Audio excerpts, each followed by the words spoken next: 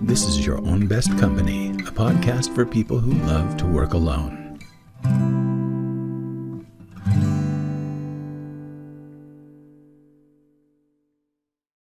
Hey there, everybody. This is Franklin Taggart, and you are listening to Your Own Best Company. This is a podcast that I intend to be an encouragement and support for people who love working alone. And it's not that we're antisocial, and it's not necessarily that we're shy. Some of us are, and some of us are kind of sensitive, but the real bottom line is that we love solitude as much as we love revenue. My guest today is someone I think you're going to really enjoy hearing from. Lou, does that description hang on to your hook at all? Yes, absolutely. I mean, this is like the perfect podcast for me because, again, I wouldn't say I'm antisocial, but definitely an introvert. Love working alone, love my alone time. And so, yeah, I think I'm in the right place. Excellent. So it's my pleasure to introduce you all to Lou Bortone, and I've known Lou for a couple of years now. I think I met Lou initially through Dre Beltrami when it with the Video Bunch, Yep. the Yeah, series that you Dre is did a with Dre. character. I mean, I work with her a lot because she's the polar opposite of me when it comes to personality and introvert versus extrovert. Yeah, she is. She's absolutely energetic, off the wall, wonderful, wonderful human. But I remember, I think the first introduction that I had was when she appeared on the Video Bunch. Hmm. Now, Lou has years of broadcast experience, but he's become a mentor for people who want to improve their video game online.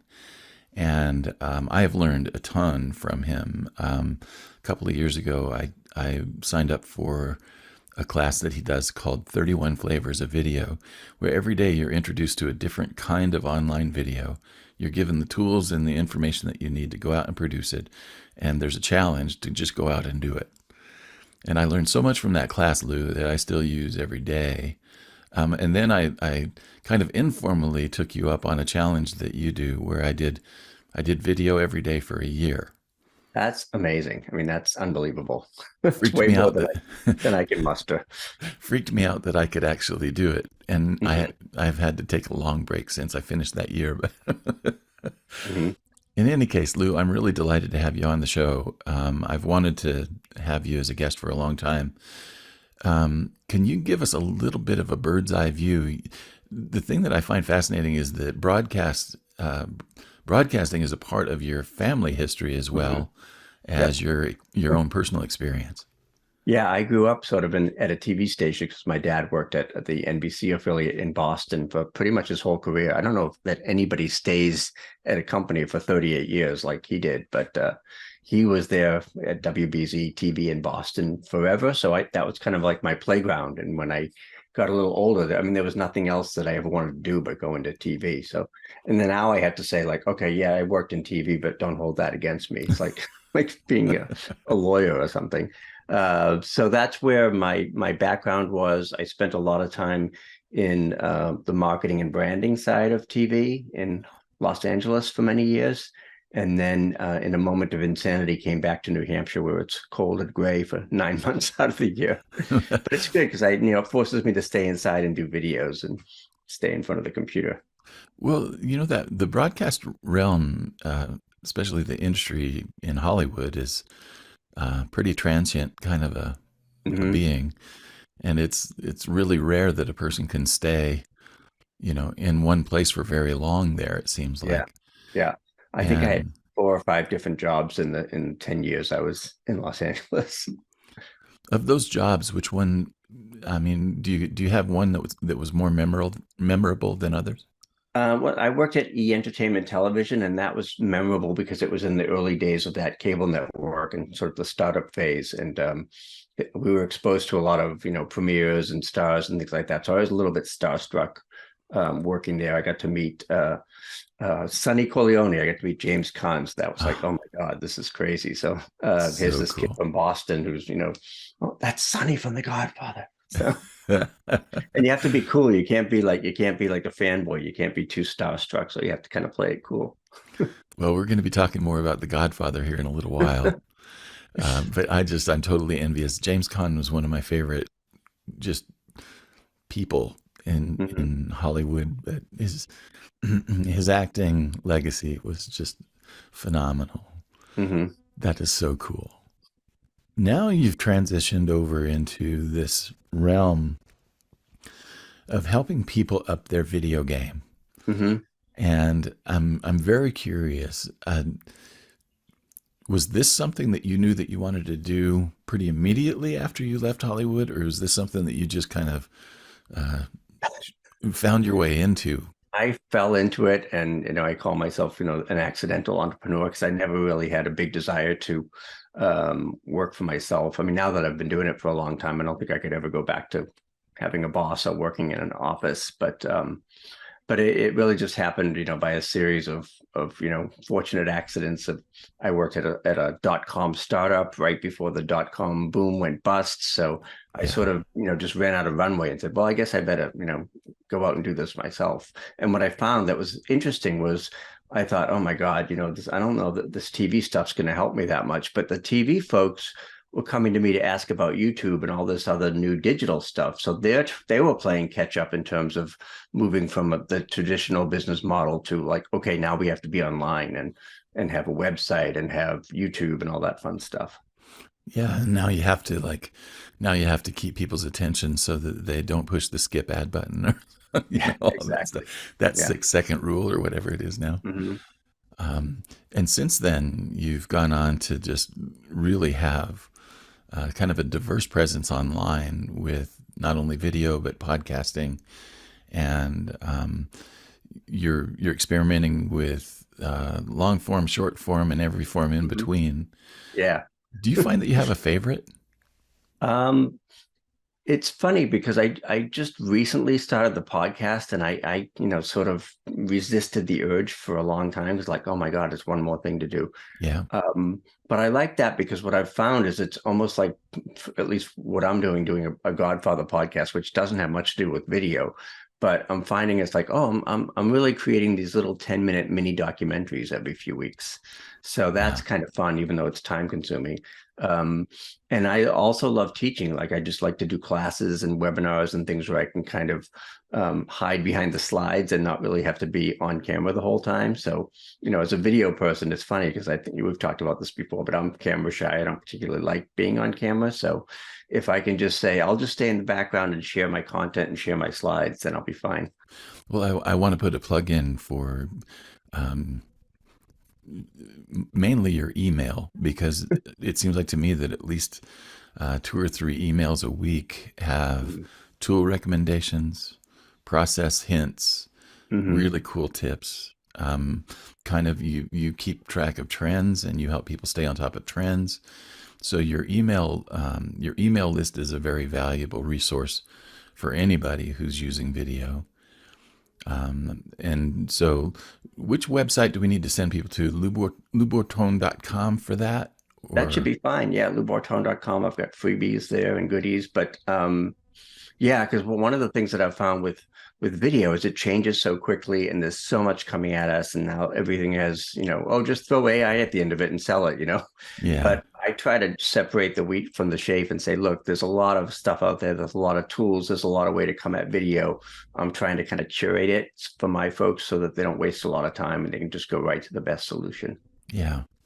Now, one of the things that I've been really impressed with, Lou, in the things that I've seen you do, is that you make it accessible for any level of experience. So Hmm. if a person has never really done video before, you help make it accessible to them. And that's one of the things that I'm encouraged by, is that I remember in the 31 flavors that there were people there that had never, ever Right. turned on their video camera on their phone before.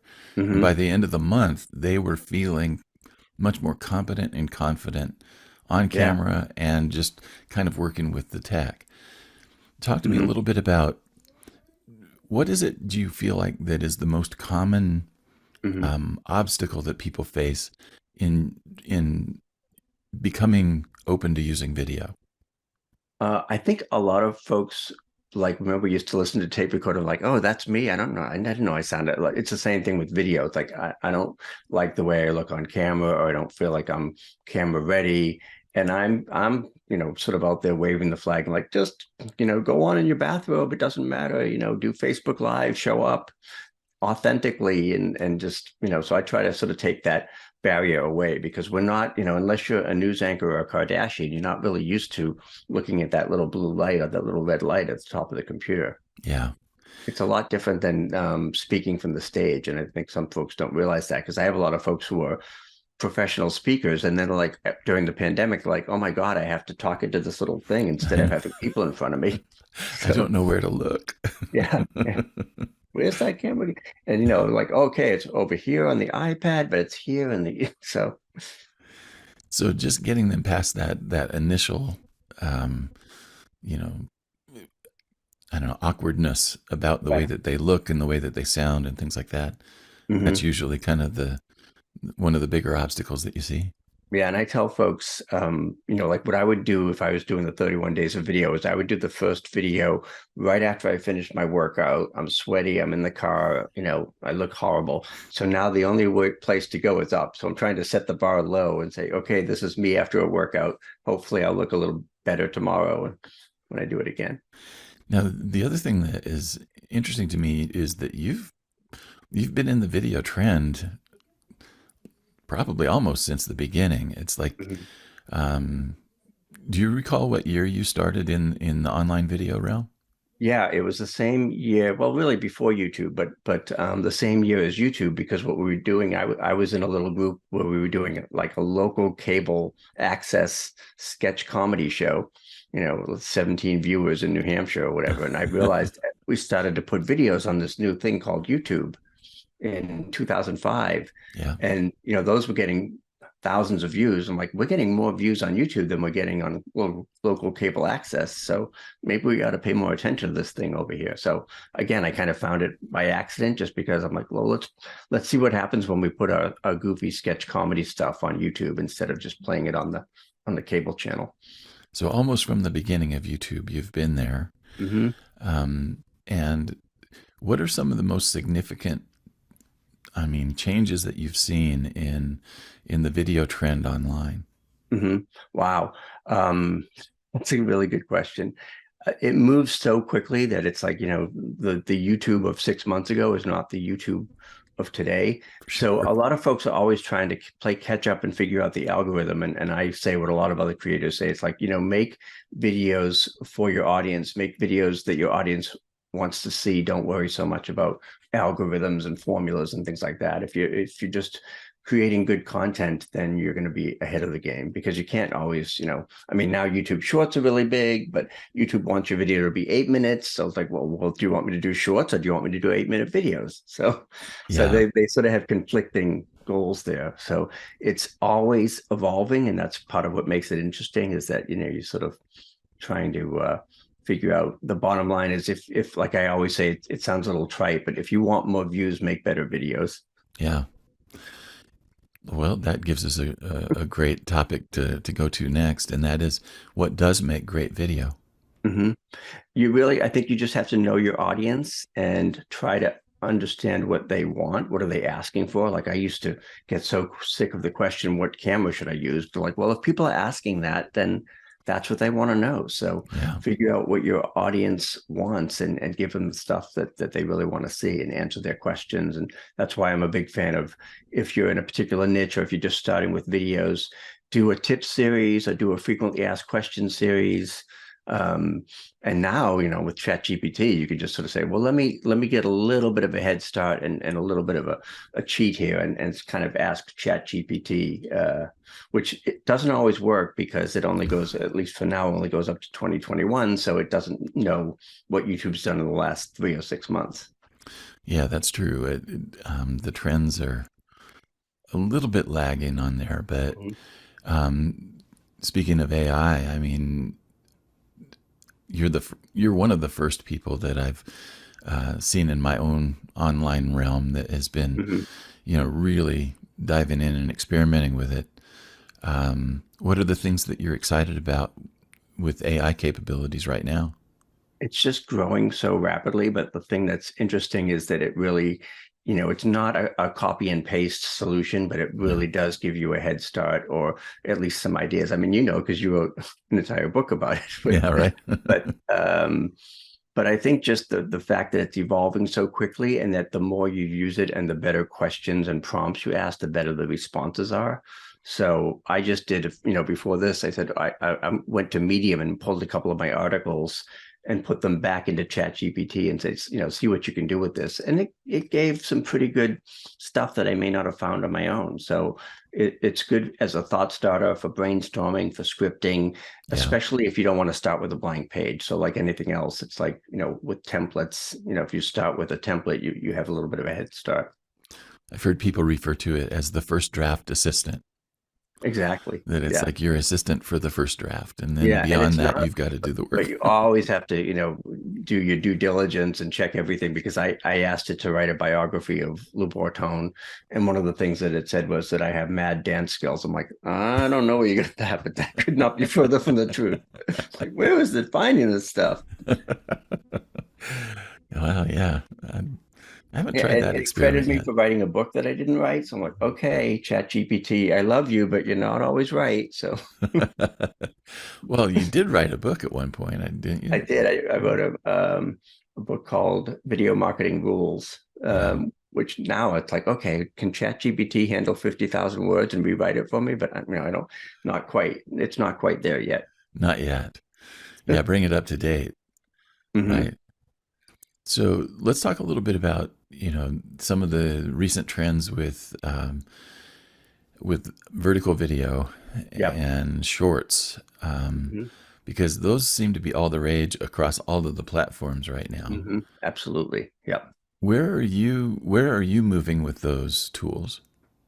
I'm trying to take some of my longer form video and repurpose it and slice and dice it so that it can be 60-second videos or much shorter videos. And the nice thing about AI is it's not just ChatGPT, but there are AI video tools that you can say, okay, here's my 10-minute Godfather podcast. Give me 5 1-minute clips from that. And it does a pretty good job pulling that out and sort of, again, doing a little bit of the heavy lifting for you in terms of like, okay, I know I want to go into this 10-minute video and turn it into a couple of 60-second videos, but I'm not quite sure what to pull from where. Okay. So that's a good way to use it. I try to take existing content and sort of repurpose it for shorter form content. And before it was a little tricky because, most long form content is widescreen or sort of traditional, whereas everything else is portrait. And for me, being an old person, I'm not used to making videos on my phone like all the crazy youngsters are doing on TikTok. But it can't be ignored. I mean, it's just such a huge trend. And now with YouTube Shorts, they're trying to compete with TikTok. And every day it seems like there's a new platform coming out. Yeah, like crazy. I've enjoyed being on TikTok much more than I thought that I would. It's kind of a different approach, and I just go on there and record like a 3-minute whatever's on the top of my head kind of a thing, and I don't produce it too much or anything like that. Throw some captions on, and that's a great way to just, especially if you have ADHD, adult ADD like me, just constantly scrolling through to see what catches my attention. Yeah, I will say, don't let your kid borrow your phone, or you're going to end up with a whole bunch of Harry Styles videos. So. Yeah, in my case, it would be metal. Yeah. Like, really, really graphic metal, as a matter of fact. Well, talk to me a little bit about one of the tools that you really like to promote is Descript. And for some folks, Descript is a fairly new concept. Yeah. Tell us a little bit about what really got your attention with that tool.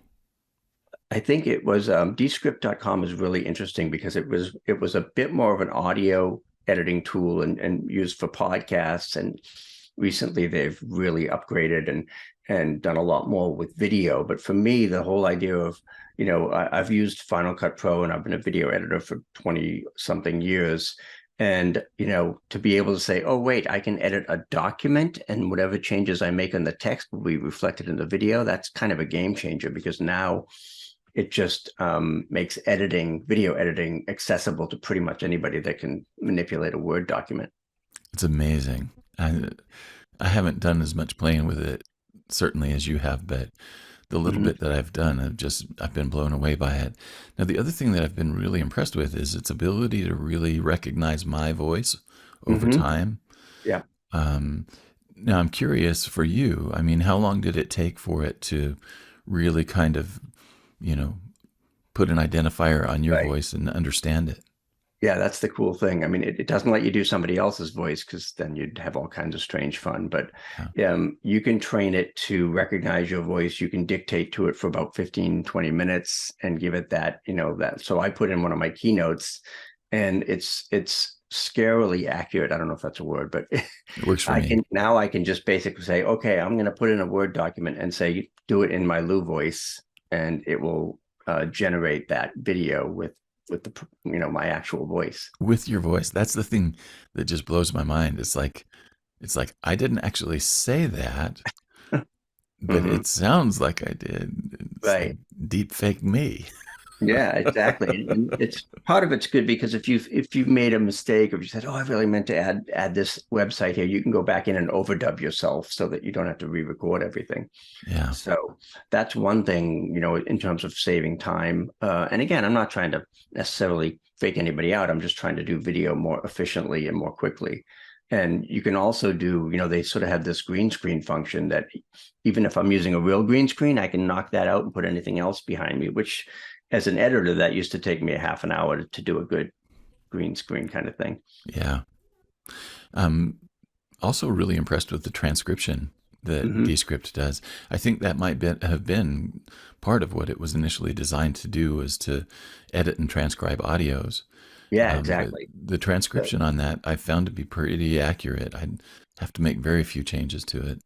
Yeah, which is great because I know, I have a Boston accent and it usually butchers my, like if I do a YouTube and try to get YouTube to transcribe it, it'll be all over the place. But the script has been pretty accurate.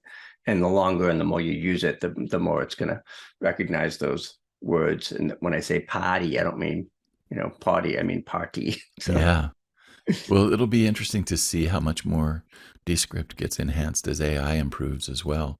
hmm. I know they've Yeah, and they already got also a have lot built in. stock voices. So if you want to say, you know what, I want to have like a voice of God or a British accent, you can say, all right, take this document or this video and read it in a British accent, a female British accent. So that's It's kind of so much cool. fun. Oh my God. That's so cool. It's just like we're in a whole new realm now. Yeah. I said to my wife the other day, I'm like, I'm pretty sure that I'm being squeezed out of what I do, video editing, which is kind of okay because more people can do it. I've got plenty of other stuff to do. So. Well, I think that's one of the things that I'd be interested to talk with you about, Lou, is that um, I work with a lot of freelancers, and there Mhm. is a lot of concern on their part Right. about how AI is going to affect their industry, and what parts of their job will they continue to be able to do as Hmm. AI gets better and better and better. Now, I don't think it's at the point now where it can replace a Right. lot of jobs, but as it starts to improve, you've just got to wonder, how long is it going to be Yeah. before I just tell AI what I want and it edits it and it's done in a minute, you know? Right. And yeah, I mean, it's a little scary, but I think you have to embrace it as well because it's like, well, this can just improve what I'm doing, or it can give me a head start on what I'm doing. But I haven't found, like, I asked it to. Sometimes I do parodies and satire and things like that, and it doesn't want to do curse words and it doesn't want to be well, which is good. It doesn't want to be too sarcastic, but it can't quite capture your voice yet. So Yeah. I don't think we'll be replaced too soon. Well, that's the thing that I'm really curious about. As you've written about some of the things that you've done with AI in your Hmm. emails, um, I'm encouraged by it, because what it seems to have done is it's almost like having a creative partner. Hmm. But the partner's not necessarily creative, but the partner allows you to access levels of creativity that may be new for you, you know? Yeah. And Yeah. your willingness to try new things based on what you see on that other, on that other Yeah. tool. Can you talk a little bit about how you've found your own creativity being influenced Hmm. by the tools that you've discovered recently? Well, I think it kind of helps me get out of my own way, because if I've been doing something like, okay, this is the third year I've done the 31 days of video, in May, and I come up with my own prompts, but I'm like, let me see if I ask ChatGPT to come up with 31 prompts, if it does anything that maybe I didn't think of, or maybe I want to tweak or add to. So I think it helps you sort of refresh what you do and reinvent yourself, and not kind of go back to the same old, same old. So I asked it Yeah. like to write a bio for me, and I don't know where it came up with this, but I loved it. It said, okay, if Vito Corleone and Marty Scorsese had an AI love child, you might get Lou Bortone. I'm like, okay, I can live with that. So I never would have thought to say that, but I'm like, I think I might be able to use this. So Well, that's wonderful. mhm. That so are you looking forward to any new opportunities Mhm. that AI affords you? Yeah, I mean, who knows what's going to happen? I know now I've been using sort of a plugin called AIPRM, which is an add-on to ChatGPT, which basically gives it a different voice or style. So I can say, write this in a humorous style, or write this in a satirical tone. So I think now, again, it can't capture my exact voice, but it might be able to get me a little bit closer, so that again I can, you know, maybe I can adjust this email so it'll be something a little bit more fun, or something a little bit more creative than what I might usually do.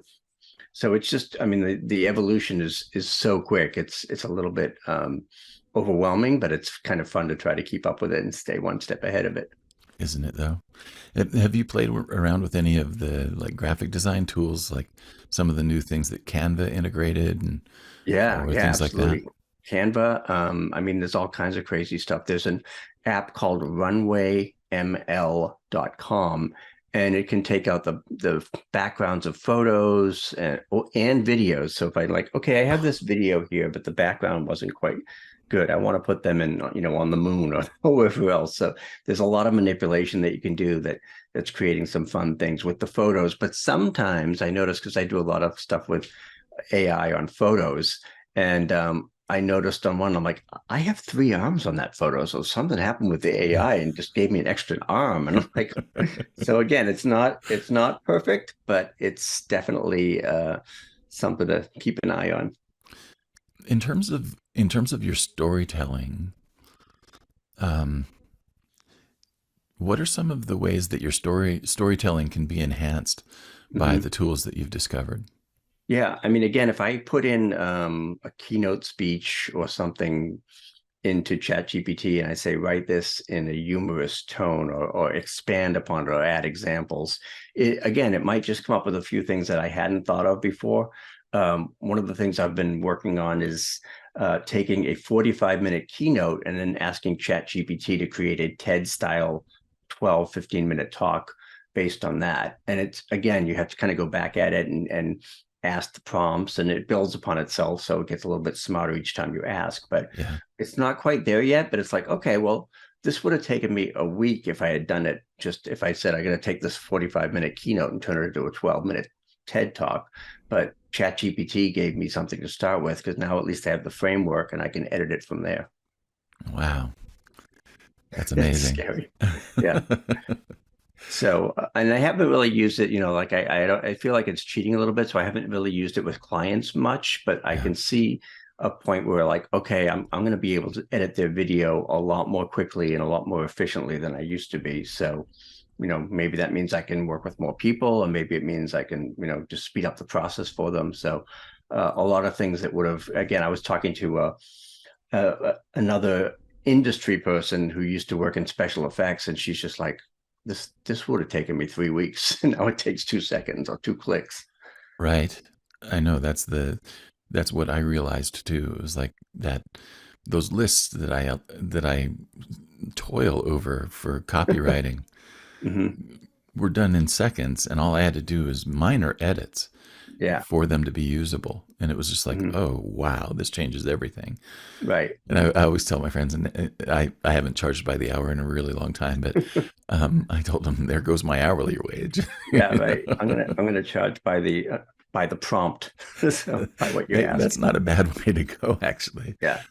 I actually like. But I mean, it's interesting too, because the other thing it may create even a glut of content, and there's already so much stuff out there. So it's like, okay, well, you still have to be a cut above. You still have to, have that creative edge or do something that's going to separate you from, the hundreds of people. If you ask ChatGPT a question to 100 people, it's going to give you a slightly different response, but a lot of it's going to be pretty generic and pretty basic. And I'm starting to get to the point where I can kind of recognize what's been generated by ChatGPT and what's been generated by a human. So Yeah, I think that's one of the things that um, will be interesting to see unfold, and we're already starting to see it as the AI, the language models are being integrated into search. mhm.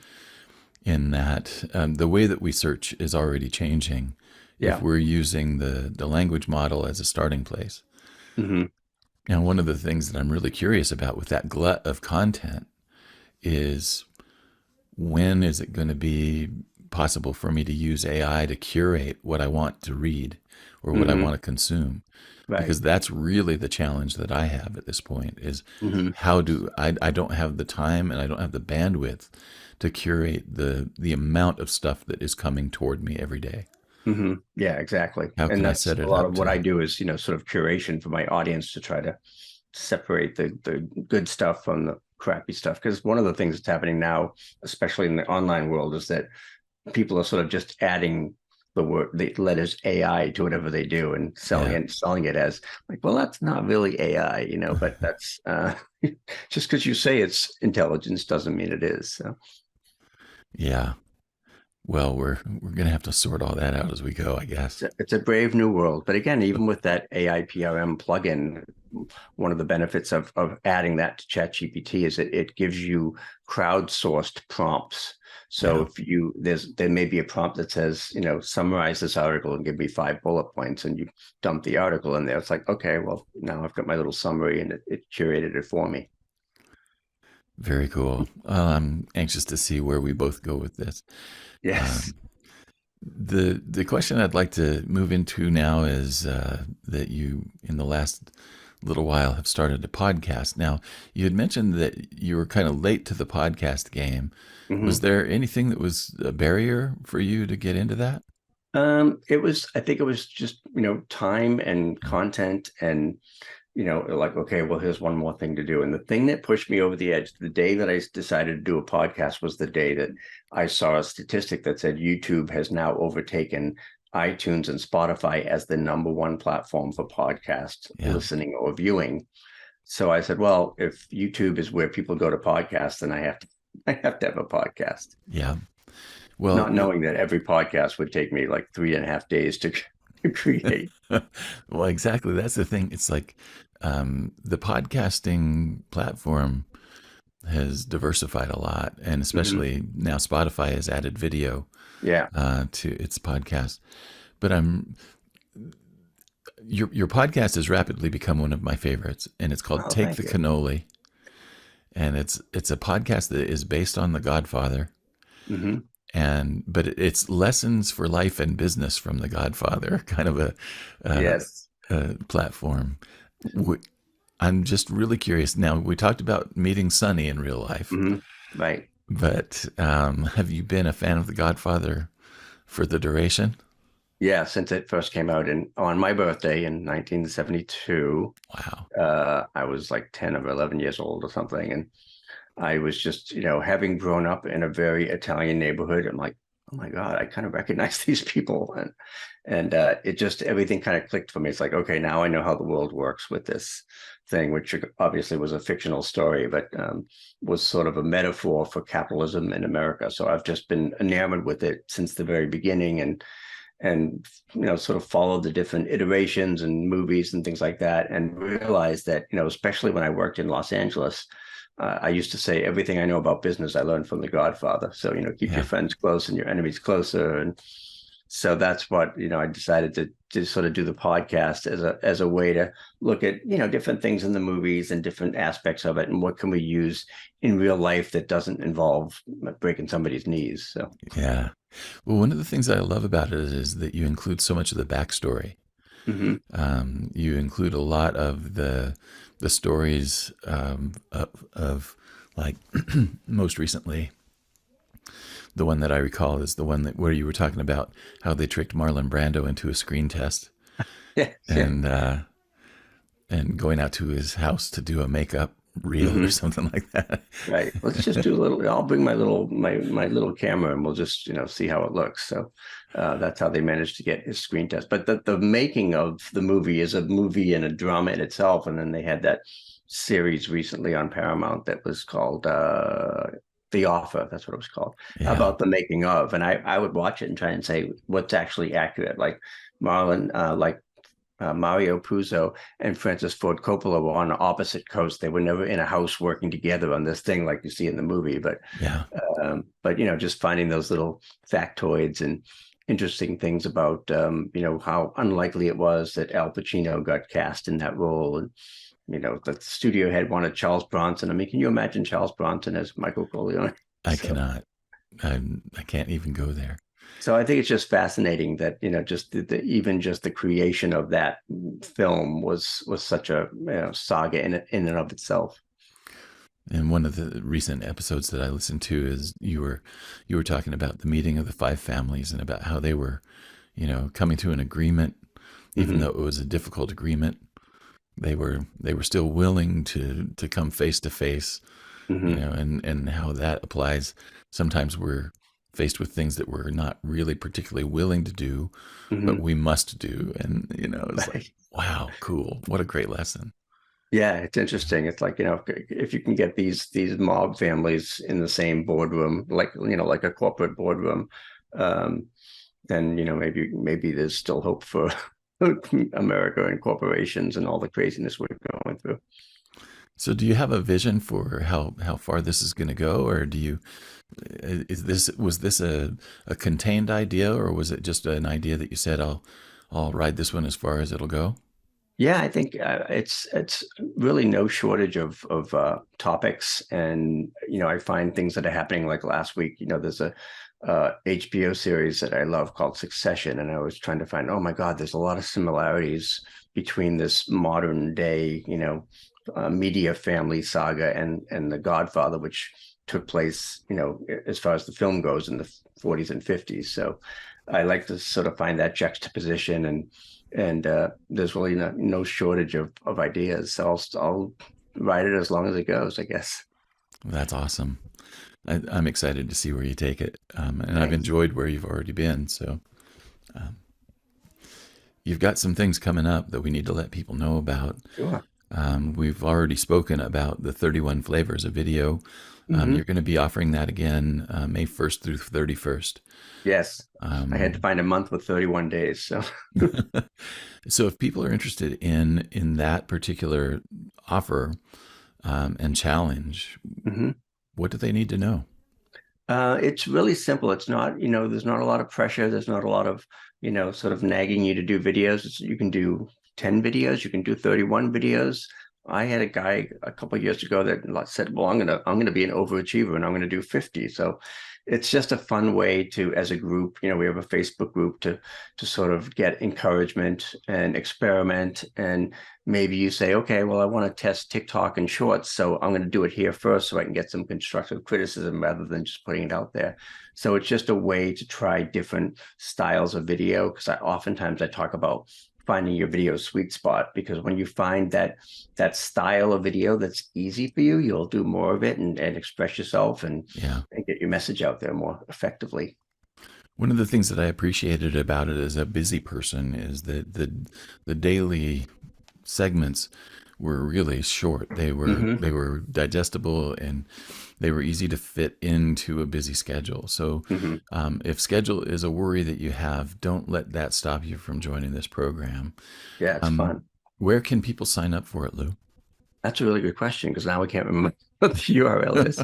But I think I guess I can send it to you afterwards, but We'll make sure to put because it in the the lead description. page's link is long and ugly, so you don't want that one. No. But it'll be something like loubortone.com/31 or 31 flavors of video. And like you said, every day I do a quick little 2-3 minute prompt Yeah. just to give you an idea or a bit of a challenge. Like, okay, have you ever done Facebook Live? Well, today's the day to give that a shot. Okay. Again, I can back this one up from experience and just tell you that it was a fun class. It was informative, interesting, and I learned a lot from it, and was able to incorporate several things that I learned from it immediately. Like I got my YouTube intro video done, Cool. and I got a website welcome video done, Mhm. and I started to do more.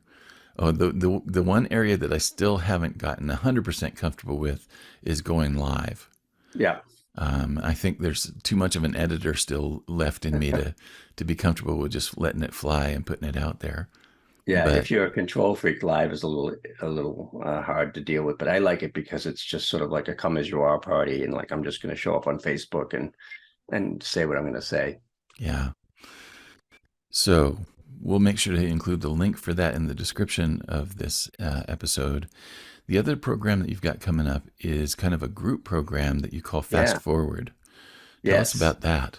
This is fun. I've been working on this for a really long time and trying to figure out how can I sort of serve more people and bring more people into the fold in terms of getting support and accountability. And I need it myself because it's like I tend to do videos in fits and starts. And I thought, well, if we have a group and we have a day a month where we set aside a couple of hours to do videos, I call it the video sprint, and we have Q&A calls where people can say, I'm stuck with the script. How do I do such and such? So the Fast Forward group is a small group. It's a part mastermind, part membership. So we try to give them a lot of accountability, and I also drip out curriculum that I don't share anywhere else. It's sort of like this exclusive. In fact, yesterday I did a module on using AI and video. So Oh, a lot very of cool cool. stuff in there. So Fast Forward, in to access that, we've got a URL for that one. Yes, I remembered that Fastforward.video. one. Yes. Fastforward.video, and it does work. We tested it before we got on. Yay. So fastforward.video is your access portal for that particular group. Anything else you're excited about, Lou?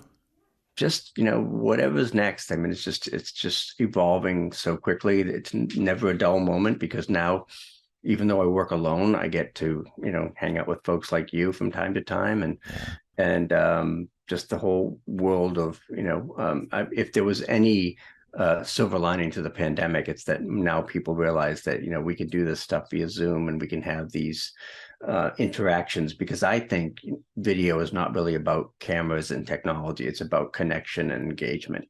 Oh, So completely. the more you can connect with video, the better. And I like to do it this way because I don't have to get on a plane necessarily, or I don't have to be in a room full of 500 people, which I find a little overwhelming. So Yeah, it sounds like to me that you share a similar sentiment in that content is important, but really content isn't king. Relationship is king. Either mhm. that or relationship is queen, and Yeah, content serves the queen. yes, And one of the things that I appreciate too, Lou, is that you have a commitment to putting out really good quality content. It's consistent. You do it frequently, and I appreciate all that you share with all of us. So thank you for that. thank you. I love sharing that stuff and finding cool things and letting folks know about it. All right. So again, we're going to reiterate, if you're interested in the Fast Forward group, it's fastforward.video. We'll have a link for the 31 days or the 31 flavors of video Mhm. in the description. If you have any doubts at all about any of this, you can just go to loubortone.com, and I'll bet there will be information for most of it, right? All kinds of fun stuff there. Yes, freebies and And things like that. don't forget to subscribe to Take the Cannoli. The Godfather Podcast is just absolutely great. Thanks. So you can find that on YouTube, Spotify, all over and the place. all the podcast channels. Yeah. And I did manage to get the URL, thegodfatherpodcast.com. So that redirects to iTunes, I think. Oh, very good. thegodfatherpodcast.com. Well, Lou, this has been a lot of fun. I always enjoy our conversations, and I would love to have you back when you've got more to say. Thank you. I appreciate it. It's great to talk with you. Thanks. Thanks for listening to Your Own Best Company. If you enjoyed the show, would you do me a favor and subscribe on YouTube, Spotify, Apple Podcasts, or your favorite podcast host? If you really love it, leave me a review or share it with your circles. If you feel like your career is reaching a dead end, or you're feeling a deep sense of dissatisfaction in your work right now, I help people discover their gifts and then find or create new opportunities that are the best fit for their talent, experience, and lifestyle. Email me at coaching@franklintaggart.com for more information. I also help people start, finish, and launch creative projects, and I offer an ongoing marketing mastermind for solopreneurs and freelancers. More information on these programs and services can be found at franklintaggart.com. Thanks again for spending this time with me.